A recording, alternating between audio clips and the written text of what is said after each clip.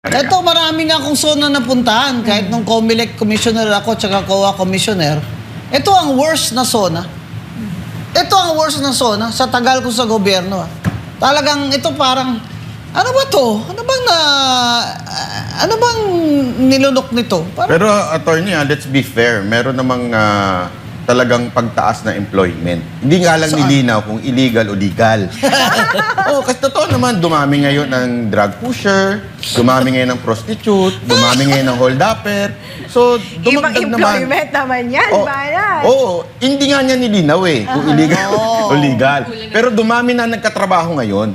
Meron sigurado ako, trabahong runner, kung saan-saang trabaho. Pero Professor Attorney Gonzon Banat, before the President ended his speech, sinabi niya na, quote, "Let us remind our friends and our detractors, Filipinos are a noble, kind, gracious, and great race. teka, who was he referring to?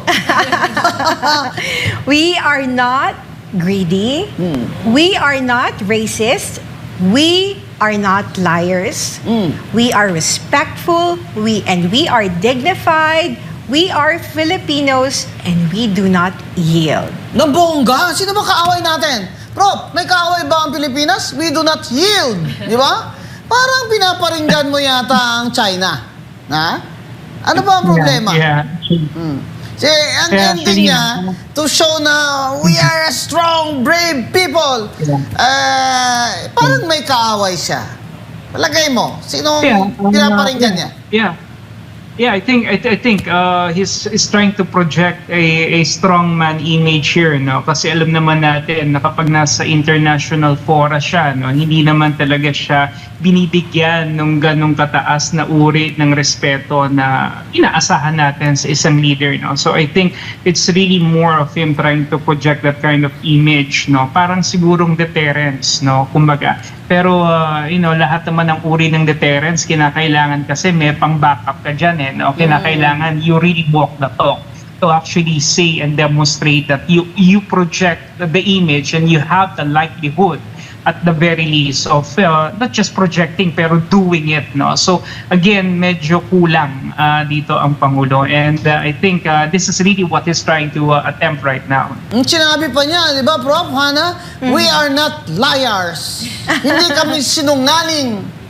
Hindi sila greedy, hindi gahaman. Mamana sa tingin ko, eto parang, kasi yung packaging na matino ang Pilipino, maayos ang Pilipino, parang parinig niya to kay VP. Na parang si VP Sara Duterte, violente, bastos, masama ugali ng mga Duterte. Pero tayo ay respectful, maayos tayo. Sa tingin ko parang doon yung patama ni Marcos Hindi lang niya mabanggit si VP Sara, takot kasi. Alam mo naman si Marcos, medyo weak yan Parang pagbabanggitin yung pangalan ni VP Sara na Duterte, nanginginig yan Pero alam mo, magaling ang mga advisors niya sa persecution. Magaling. Biro mo, pinlano na ganito, na ipakukulong si Senator Marcoleta on the day the impeachment trial opened. Diyan, wala yan sa State of the Nation address niya. Pero diyan naman talaga ako, talagang hangang-hanga ako kay BBM sa tingin niya sa sarili niya na siya ay mabuting tao at hindi siya sinungaling at hindi siya magnanakaw. Itong zona na ito ang dapat magsilbing tagasukat. Susukatin natin siya na pag-end ng term niya ay ito ba, ang mga sinabi niya dito ba ay totoo? Ina, before ko hinga ng last message yung ating mga guests tonight, basahin ko lang yung statement from Executive Secretary Ralph Recto. Sabi niya, in reaction dun sa naging State of the Nation address, si Pangulong Bongbong Marcos said, tamang timpla, malaman at hindi bola-bola.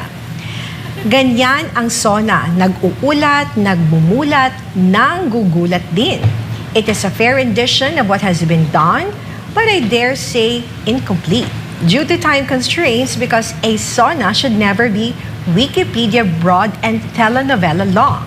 As for the what is to be done portion of the SONA, It is clear that he spelled this out. Itemized for easy monitoring come implementation time. His call is for everyone to dial down divisive politicking and ramp up work that will bring peace and progress to the entire nation. Anong masasabi mo, Atty. Guadzon? Ay, nako. Ang inaasahan ko kasi hindi talaga sinabi. Inasahan ko talaga yung si Martin, okay. Yung inasahan ko isa, hindi niya sinabi yung economic and fiscal policies. Ano na gagawin mo ngayon? Maglalast 23 months ka na. Kaya dyan, tulog sa pansitan si BBM. Di ako sang-ayon sa report o comment ng Executive Secretary. Kasi sa mga sinabi ni BBM, mahirap paniwalaan. Mahirap paniwalaan dahil wala naman siyang specifics na binigay sa atin na institutional reforms. Puro ayuda. Tsaka yung palipad ng, palupad ng isip ba? Papalipad pa ng isip yung mga rocket ship na yan tsaka mga nuclear energy. Kaya sa akin ho, wala. Pasangawa na lang itong sonang ito. This is the worst sona I have ever heard in my life in government. Pero better luck next time, BBM. Professor Canilong?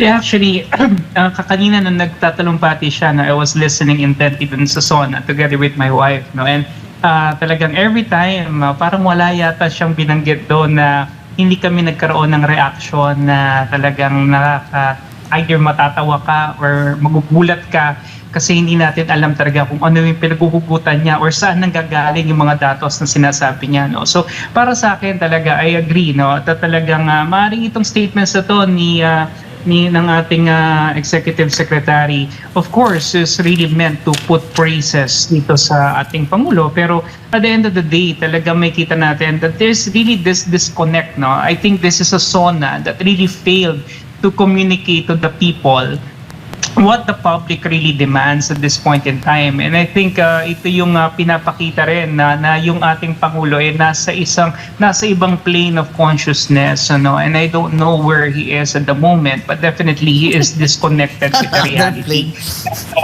Ganon din naman yung kanyang mga nakapalibot sa kanya, mukhang ganon din naman sila mag-isip because definitely they are in the same level of existential reality. You know? I don't know what that is. No? Pero kung titignan natin yung tunay na kalagayan ng ating mga kababayan, doon talaga sa masasalamin yung katotohanan. And I think hindi magsisunungaling yung mukha ng kahirapan. Yun po yung atin dapat talaga rito tignan. Ina?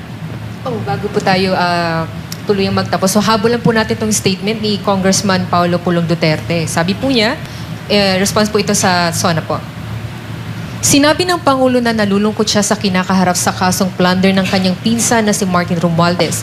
Dagdag pa niya bilang Pangulo ng Pilipinas at hindi lamang ng kanyang pamilya o mga kaibigan, kailangan niyang tanggapin ang nangyayari.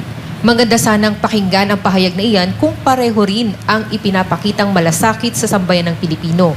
Habang naaawa siya sa kanyang pinsan, kailan siya huling naawa sa milyong-milyong Pilipinong lugmok sa kahirapan, dumadaing sa walang tigil na pagtaas ng presyo ng pagkain, mataas na singgil sa kuryente at patuloy na pagliit ng halaga ng kanilang kinikita.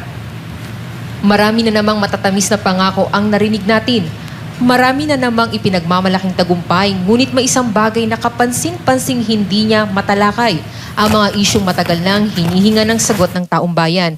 Kung tunay na Pangulo ng Pilipinas ang nais niyang makita o ipakita, hindi sapat ang pagpapakita ng kalungkutan sa sinapit ng isang kamag-anak. Mas mahalagang ipakita ang tapang na panagutin ang sinumang nasa likod ng mga alegasyon ng katiwalian, anuman ang kanilang apelyido, posisyon o impluwensya. Hindi simpatya para sa mga makapangyarihan ang hinihingi ng taong bayan. Ang hinihingi nila ay katotohanan, pananagutan at hustisya. Hanggat hindi nasasagot ang mga tanong tungkol sa bilyong-bilyong pondong ginugol sa flood control, sa kontrobersya ng PhilHealth Funds at sa Maharlika Fund. Mananatiling kulang ang anumang SONA sa mata ng mga Pilipinong patuloy na naghihirap. Ang tunay na kalagayan ng bansa ay hindi nasusukat sa palakpak o palakpakan sa loob ng batasang pambansa. Nasusukat ito sa laman ng hapagkainan ng bawat pamilya, sa presyo ng mga bilihin, sa kalidad ng serbisyo ng gobyerno at sa tiwalang unti-unti nang nawawala sa mga institusyon ng pamahalaan. Huwag bayad ang pagpangatik, bangag. Pero isa ang dili ninyo maatik. Ang Pang-atik. Ninyong maatik. Ang mga issue sa flood control, ang PhilHealth Funds o ang Maharlika Fund nga gibalutan sa mga aligasyon sa korupsyon. Atikata? Atikat. Yun po ang naging pahayag ni Congressman Pulong Duterte. Mas fair po ba ang comment ni Congressman? Ano pong tingin niyo? Manat Bay, take it away. Basta sa akin, na conclusion ko, confirm. Positive. Oo, confirm eh. Kasi talagang iba rin ng iba yung lipad nito. Yun lang masasabi ko, iba yung lipad niya. Wala sa hulog eh. Wala yung una-una talagang masyadong politiko yung pagsasabi niya. Ang nakakapagtaka, pati yung kasamahan niya ganun. Sabay-sabay sila. Sabay-sabay sila bago pumunta sa SONA. Kasi ganun din eh, di ba? Imaginein mo ngayong araw na to, may nag-breaking news din eh. Marami daw ang pumunta sa appliance center. Dahil? Nabasag yung mga TV nila. Kasi nung pinanonood, galit na galit. Parang, okay ka lang, hirap na kami. Yun yung pakiramdam ng mga Pilipino, hirap na kami. Ang mahal ng bilihin, lahat tapos sasabihin mo parang okay lang. Akala ko ba... Parang you're bringing us to the next rocket ship era. So marami tuloy nagalit din kay Senator Amy. Kasi parang sabi di ba ni Amy, cocaine at saka yung marijuana, hindi pala, ecstasy ata. Kasi nag-hallucinate eh. Di ba yung ganong klaseng binibigay ni BBM. Sana naman lang yung babaan niya. Hindi naman kailangan ng ang SONA hindi kailangan perpekto. But real state of the nation. Yun ang kailangan. Tapos, magbibigay ka ng, eto gagawin namin, mga konkretong gagawin namin. Hindi yung racket na ang layo naman doon sa pangangailangan ng mga Pilipino. Hindi namin kailangan ng racket. Kailangan namin murang bilihin, magmura yung Meralco at iba pang mga power dyan. At saka pati yung gasolina. Yun ang kailangan namin. Hindi racket. Yan.